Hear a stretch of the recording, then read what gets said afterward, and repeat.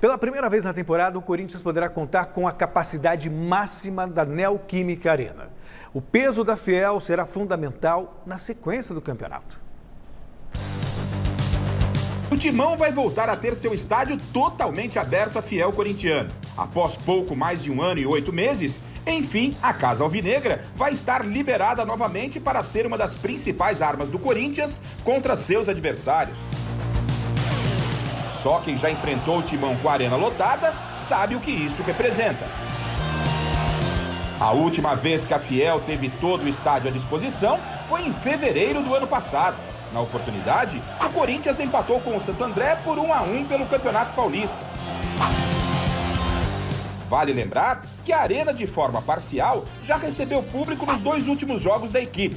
Detalhe, ao lado da Fiel, foram 2 vitórias seguidas, contra Bahia e Fluminense.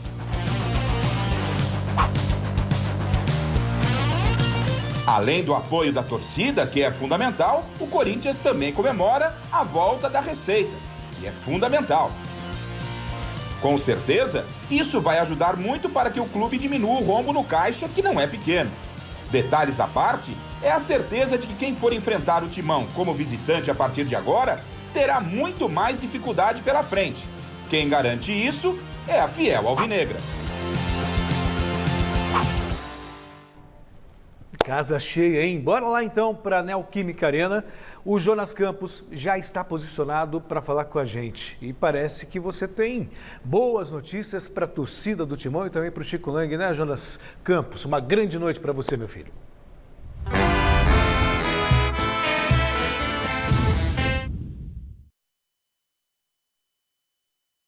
Pelos 30 anos de Gazeta, Celso, que bagagem, hein? Abração aí para o meu querido chefe de reportagem, Celso Cardoso, que tanto nos ensina. Boa noite para o Chico Lang, boa noite para o Miller, todo mundo ligado no nosso Gazeta Esportiva. Olha, conversei com o pessoal do estádio aqui na entrada, até ontem, 34 mil ingressos já vendidos. A expectativa é de que hoje pelo menos 40 mil torcedores estejam presentes nesse duelo do Timão contra a lanterninha do campeonato, Chapecoense, né? Chico Lang e todos eles, obviamente, esperam uma vitória com propriedade desse Corinthians, que vai vivendo uma rodada bastante favorável, porque todo mundo que está no bolo ali do Corinthians na tabela de classificação, né? Hoje brigando ali pelo G6 do campeonato, perdeu até aqui na rodada. Fortaleza perdeu, o Fluminense está um pouco abaixo, perdeu, o Internacional perdeu para o São Paulo. Então o Corinthians, se empatar ou se vencer hoje, automaticamente ultrapassa o Inter e volta à 6ª posição, volta a integrar o G6 do Campeonato Brasileiro. 2 boas notícias que antecedem esse jogo. Primeira delas envolvendo o volante colombiano Cantillo, que a tendência é que retorne à equipe titular nesta segunda-feira, né? O Gabriel foi utilizado no último jogo, o Cantillo deve retornar ao time e com uma motivação extra, virou papai na última sexta-feira, falou sobre essa emoção, né, na TV oficial do Corinthians e também sobre o duelo de logo mais contra a lanterninha Chapecoense. Fala aí, papai Cantillo. Bueno, creo que es una sensación única, un momento especial, muy feliz por el nacimiento de mi hijo y bueno, de nuevo entrenamiento para intentar ayudar al equipo. No sabemos el rival que vamos a enfrentar, difícil, rival que va a venir a intentar hacer su partido, a mostrar a sus jugadores porque seguramente ellos quieren buscar otras posibilidades, entonces va a ser muy complicado y nosotros tener paciencia en un juego que va a ser muy cerrado. Outra boa notícia, né? Tão esperada notícia envolvendo o garoto Gabriel Pereira. GP, 20 aninhos, a novela acabou e GP neste domingo renovou o contrato com o Corinthians até o fim de 2024. Ele fica uma multa rescisória milionária, 100 milhões de euros, né? Na cotação atual, mais ou menos 650 milhões de reais. O Corinthians tem 70% dos direitos econômicos desse jogador. Se o GP for vendido, o Corinthians até aceitou passar 5% desses direitos ao jogador, mas tudo muito bem resolvido. A novela acabou, o GP aceitou reduzir um pouquinho também o salário para permanecer. É um garoto, começa a ganhar sequência. Hoje, certamente, será titular, já que vem sendo uma peça essencial no sistema do Silvinho. E ele falou aliviado sobre esse final feliz na novela de renovação. Fala aí, garoto! Fala, fiel. Tô passando aqui para deixar avisado vocês que eu renovei meu contrato. Tô muito feliz por esse feito. Como eu sempre disse, deixei bem claro que eu queria ficar no Corinthians. Agora é seguir focado para poder fazer o melhor para esse clube. Valeu, vai Corinthians! E é isso, gente. Daqui a pouco a gente volta ao vivo aqui da Neoquímica Arena, analisando a movimentação ainda bem tranquila neste momento, mas daqui a pouco, né, o público deve começar a chegar por aqui. 9h30 tem bola rolando, temos um tempo até essa partida. A Chape apenas uma vitória no Campeonato Brasileiro, então eu concordo com vocês. Se o Corinthians hoje não vencer a Chapecoense, podemos enquadrar ali como um vexame essa situação. Mas daqui a pouco eu volto com a provável escalação do Coringão, que terá novidade sim em relação ao último jogo. Celso, mais uma vez parabéns pelos 30 anos e tanta bagagem, tanta história na nossa querida Gazeta. Celso. Obrigado, Jonas. Daqui a pouquinho então, a gente volta a conversar sobre esse jogo do Corinthians e com as escalações, ou com a escalação do Corinthians, pelo menos. Tem Cantígio e tem GP. Vamos começar falando de GP. Claro, tem todo o barulho que faz parte de uma negociação, um reclama daqui, outro reclama de lá. No fim, acabou sendo bom para todo mundo, né? Olha, o Ivan Rocha, que jogou com o Miller no São Paulo, né? Era zagueiro. Até que era um bom zagueiro, né? Jogava bem. Depois virou lateral, não foi? Depois virou lateral. Era um cara habilidoso. Foi flexível. Ele usou de bom senso, porque não tinha cabimento vender o GP agora por 1,5 milhão de euros para a Europa. Não tinha. Quando ele sabe muito bem que se o GP ficar mais 1 ou 2 temporadas do Corinthians, ele vai ganhar confiança, vai se estabilizar e vai se transformar num dos melhores jogadores do futebol brasileiro. Hoje, se você pedir para mim, vota aí numa revelação do Campeonato Brasileiro. GP. Eu lembro do GP. Claro. Eu lembro do GP. Lembro também do Wesley. Não vou dizer para você que eu não vou lembrar do Wesley, vou lembrar também. Que o Wesley, na minha opinião, hoje é um dos melhores atacantes novos, né? Sim. Da nova geração do futebol brasileiro. E o GP no meio campo. O GP aí está numa posição em que o futebol brasileiro tem carência. E ele é um jogador que me lembra muito, sabe quem, Celso? Ele me lembra muito o Alex. O Alex, que era do Internacional e veio para o Corinthians. Ele tem aquela pegada do Alex, porque ele não só arma a jogada e faz gols, como também ele volta para marcar no meu campo. Ele sabe fazer isso. E desde criancinha, o Alex teve que aprender a fazer isso. E já não tinha tanto fôlego quando foi bicampeão do mundo pelo Corinthians, né? Ele mesmo uma vez confessou para mim que não aguentava fazer o que o Tite pedia. Então, por isso mesmo que ele se mandou, voltou, saiu do Corinthians, pediu para sair. Então, mas o GP não, o GP tem essa característica. Então, eu acho que o GP foi, sim, um bom negócio para o Corinthians e um bom negócio para o GP. Uma joia que pode dar fruto agora, render para o time e, de repente, uma futura negociação, né, Miller? Sem dúvida nenhuma, Celso. Parabenizar o Duílio, né, que renovou o contrato do GP. Como o Chico falou, é a revelação do Campeonato Brasileiro.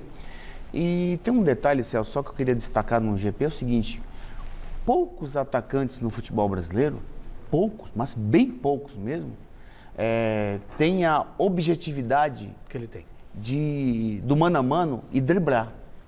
Você pode ver que quase nenhum atacante gosta ou vai para cima do lateral. Michael faz muito bem isso, o GP faz.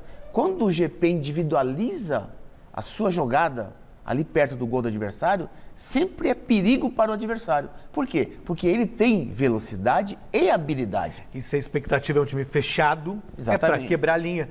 E falando em time fechado, o Cantígio a gente viu também, ele previu isso. A presença do Cantígio também é importante no sentido de fazer o passe em profundidade. Aquele passe que eu te falei. Que o Gabriel não consegue. O Gabriel não tem esse passe longo, o Cantígio tem.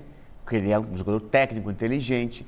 Então, o Corinthians, com certeza, o Silvinho vai escalar muito bem, até porque acho que os principais jogadores estarão presentes, Chico. Sim. Então acredito que o Corinthians hoje, se jogar normalmente, goleia a Chapecoense. Chegou o momento.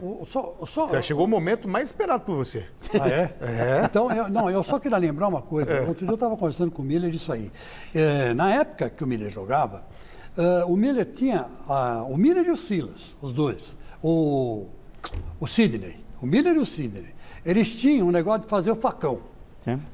Hoje em dia, o Cantígio tem que botar na cabeça dele uma coisa. Ele está jogando na cabeça de área. Mas ele pode muito bem fazer um lançamento de 40 metros no facão para alguém entrar. Até porque ele tem essa Ele capacidade. tem essa capacidade. Então, eu acho que o Silvinho deveria começar a treinar isso. Mas aí também tinha Miller e Sidney que agrediu o espaço. O cara tem que agredir o espaço. Vamos voltar para a Neoquímica Arena.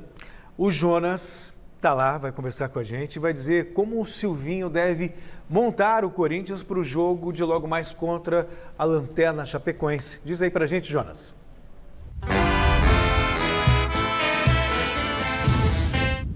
Pois é, Celso, e é um jogo importante para o Corinthians, né? Eu volto a dizer, não só para evitar um vexame, já que a Chape tem apenas uma vitória nesse Campeonato Brasileiro, e verdade seja dita, a obrigação do Corinthians vencer a Chape aqui na Arena hoje, com 100% da capacidade do público liberada, casa cheia, como eu disse, quase 40 mil torcedores, talvez até mais, a gente aguarda, né? A contagem aí do público, que será divulgada no decorrer da partida.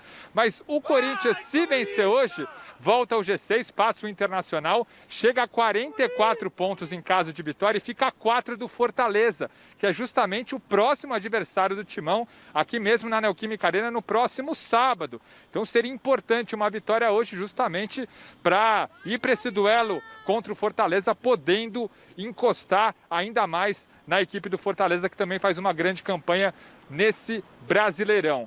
Provável Corinthians de hoje, vamos colocar na tela, o Cássio está fora por suspensão, Timão deve ir a campo com o Matheus Donelli, Fagner, João Vitor retornando, esse de suspensão, Gil e o Fábio Santos, meio campo com Cantilho, Juliano e o Renato Augusto, garoto GP de contrato renovado, Mosquito e Roger Guedes. A gente escalou aí o Mosquito, mas o Watson pode pintar por ali.